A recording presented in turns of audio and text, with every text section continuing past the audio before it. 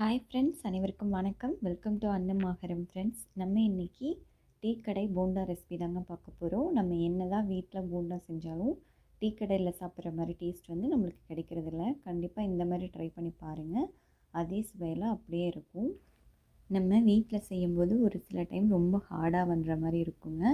இதே மெத்தடில் நீங்கள் ட்ரை பண்ணி பாருங்கள். ரொம்ப டேஸ்ட்டாக இருக்கும், நல்லா சாஃப்டாகவும் இருக்குங்க. இப்போ வாங்க நம்ம எப்படி செய்கிறதுன்னு பார்க்கலாம். இப்போ இதுக்கு நான் வந்து 3 பெரிய வெங்காயம் எடுத்திருக்கேங்க.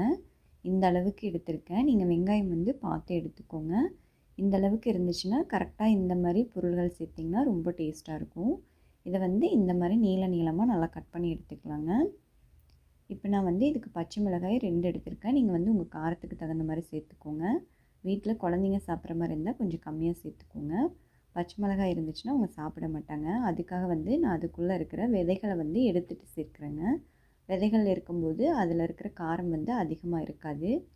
குழந்தைங்க சாப்பிட்றதுக்கும் கரெக்டாக இருக்குங்க. அதுக்காக தான். நீங்கள் விதைகள் எடுக்க வேண்டாம் அப்படின்னு நினச்சிங்கன்னா நீங்கள் அப்படியே கூட சேர்த்துக்கலாங்க. குழந்தைங்க சாப்பிட்ற மாதிரி இருந்தால் தயவுசெய்து எடுத்துகிட்டு சேர்த்துக்கோங்க. அவங்களுக்கு வந்து காரம் இருக்காது, நல்லா விரும்பி சாப்பிடுவாங்க. இப்போ இதை எடுத்துகிட்டு நல்லா பொடியாக கட் பண்ணி வச்சுக்கலாங்க. இப்போ இதை அப்படியே இருக்கட்டும். நீங்கள் காரம் அதிகமாக வேணும்னு நினச்சிங்கன்னா இன்னும் 2 மிளகாய் கூட சேர்த்துக்கலாம். இப்போ இது அப்படியே இருக்கட்டுங்க. இப்போ நான் வந்து 1 டீஸ்பூன் அளவுக்கு சோம்பு எடுத்திருக்கேன். இதை வந்து 1 2 நல்லா தட்டி எடுத்துக்கலாம். அப்போ தான் அதோடய ஃப்ளேவர் வந்து நல்லாயிருக்கும். இப்போ இதையும் 1 2 நல்லா இந்த மாதிரி பொடி பண்ணிவிட்டு நம்ம எடுத்து வச்சுக்கலாங்க. நீங்கள் ரொம்ப பொடி பண்ணணுங்கிறது இல்லைங்க. இந்த மாதிரி குறைப்பாக நல்லா பொடி பண்ணி எடுத்துக்கோங்க. இப்போ இது எல்லாத்தையும் நம்ம மிக்சிங் பவுலுக்கு மாற்றிக்கலாம். இப்போ நம்ம கட் பண்ணி வச்சுருந்த வெங்காயம், சோம்பு பொடி, மிளகாய், பொடியாக கட் பண்ண கருவேப்பிலை சேர்த்துக்கோங்க. பொடியாக கட் பண்ண கொத்தமல்லி தழை சேர்த்துக்கலாங்க. 1/2 டீஸ்பூன் அளவுக்கு பெருங்காய பொடி சேர்த்துக்கோங்க. உப்பு தேவையான அளவு சேர்த்துக்கலாம். மிளகாய் பொடி உங்கள் காரத்துக்கு தகுந்த மாதிரி சேர்த்துக்கோங்க. கலருக்காக நான் 1/2 டீஸ்பூன் அளவுக்கு காஷ்மீரி ரெட் சில்லி சேர்க்குறேங்க. இது இல்லைன்னா பரவாயில்ல, ஸ்கிப் பண்ணிக்கோங்க. 1 டீஸ்பூன் அளவுக்கு இஞ்சி நல்லா துருவி சேர்த்துக்கோங்க. இப்போ இது எல்லாத்தையும் நல்லா இந்த மாதிரி கலக்கி எடுத்துக்கலாம். வெங்காயத்தை வந்து நல்லா இந்த மாதிரி பிசைஞ்சு உதிர்த்தி விட்டுக்கோங்க.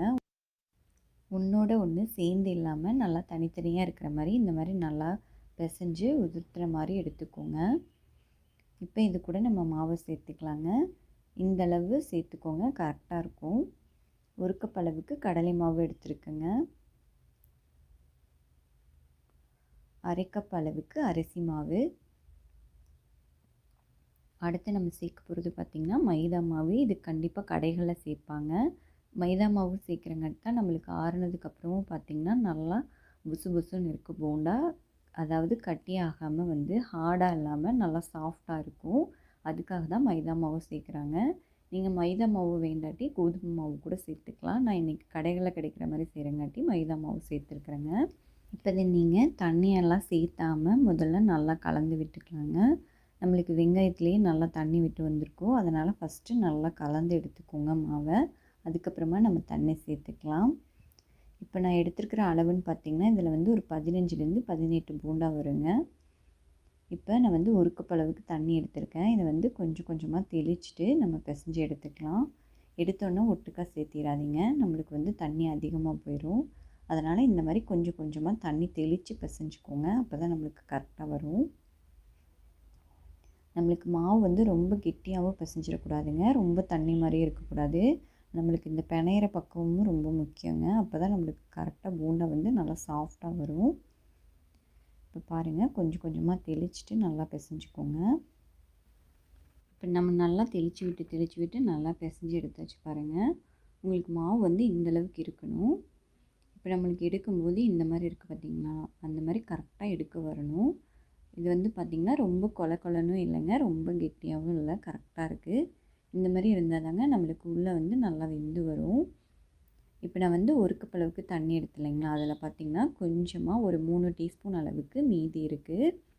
நான் வந்து 1 கப்பையும் ஃபுல்லாக சேர்க்கலை. இதில் தண்ணி இவ்வளோ தான் சேர்க்கணுன்ட்டு இல்லைங்க, நீங்கள் வந்து தெளித்து பிசைஞ்சுக்கோங்க. நான் வந்து ஃபுல்லாக சேர்க்கலை, அதுக்காக காமிக்கிற பாருங்கள். இப்போ இது நம்மளுக்கு தேவையில்லை. இப்போ நம்ம இது கூடவே ஒரு 3/4 டீஸ்பூன் அளவுக்கு பேக்கிங் சோடா சேர்த்துக்கோங்க. நம்மளுக்கு பேக்கிங் சோடா சேர்க்கும்போது தாங்க நம்மளுக்கு நல்லா புஸ் புஸ்ஸுன்னு வரும். கண்டிப்பாக சேர்ப்பாங்க. சேர்க்கும்போது தான் நம்மளுக்கு நல்லா சாஃப்ட்னஸ் வருங்க.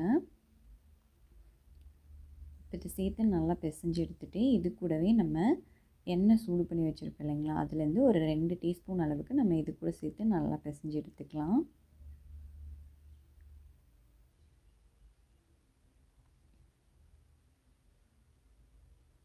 உப்பு பத்தலைன்னா நீங்கள் இந்த சமயத்தில் சேர்த்துட்டு நீங்கள் பிசைஞ்சுக்கோங்க. இதை நல்லா பிசைஞ்சிட்டு நம்ம வந்து சுட்டு எடுக்க ஆரம்பிச்சிடலாங்க. எண்ணெய் வந்து நல்லா காய வச்சுக்கோங்க. காஞ்சதும் ஃபுல்லாக சிம் பண்ணிக்கோங்க. வீட்டுக்கு யாராவது கெஸ்ட் வரும்போது கண்டிப்பாக இந்த மெத்தடில் செஞ்சு கொடுங்க. ரொம்ப விரும்பி சாப்பிடுவாங்க. அப்படியே கடையில் சாப்பிட்ற மாதிரியே இருக்குதுன்னு சொல்லுவாங்க. கண்டிப்பாக சாப்பிட்டு பார்த்துட்டு ஒரு தடவை கண்டிப்பாக ட்ரை பண்ணி பாருங்கள். இல்லை குழந்தைங்க ஈவினிங் வரும்போது கூட நீங்கள் ஸ்நாக்ஸாக செஞ்சு கொடுக்கலாம். இப்போ இதை நல்லா கலந்து விட்டுட்டு நம்ம சின்னதாக எடுத்து இந்த மாதிரி லைட்டாக உருண்டை பிடிச்சிக்கோங்க. அதிகமாக அழுத்தி பிடிக்கக்கூடாது, அப்புறம் நம்மளுக்கு உள்பகுதி வந்து வேகாதுங்க. லைட்டாக நம்ம உருண்டை பிடிச்சி எண்ணெயில் போட்டு பொரிச்சு எடுத்துக்கலாம். எண்ணெய் வந்து நல்லா சூடு பண்ணிவிட்டு ஃபுல்லாக சிம் பண்ணிக்கோங்க. நம்மளுக்கு இல்லைன்னா வெளியே வந்து கருகிடுங்க, உள்ளே வந்து வேகாத மாதிரி இருக்கும். அதனால் சிம்லேயே வச்சு நல்லா வேக வச்சு எடுத்துக்கோங்க. நல்லா எல்லா சைடும் நல்லா பொன்னிறமாக வர வரைக்கும் நல்லா கலந்து விட்டுக்கோங்க. நம்ம பொன்னிறமாக வந்ததும் நம்ம எடுத்துடலாம். இப்போ பாருங்கள் நல்லா கலர் மாதிரி வர ஆரம்பிச்சிருச்சு. இப்போ நம்ம இதை எடுத்துடலாங்க. கண்டிப்பாக இதே மாதிரி நீங்களும் வீட்டில் ட்ரை பண்ணி பார்த்துட்டு எப்படி இருந்துச்சுன்னு உங்கள் கமெண்ட்ஸை மறக்காமல் கமெண்ட் செக்ஷனில் சொல்லுங்கள். இந்த வீடியோ பிடிச்சிருந்தால் நம்ம சேனலை லைக் பண்ணி சப்ஸ்கிரைப் பண்ணிக்கோங்க. உங்கள் ஃப்ரெண்ட்ஸ் அண்ட் ஃபேமிலி மெம்பர்ஸ்க்கும் ஷேர் பண்ணுங்கள். வீடியோ பார்த்த அனைவருக்கும் நன்றி.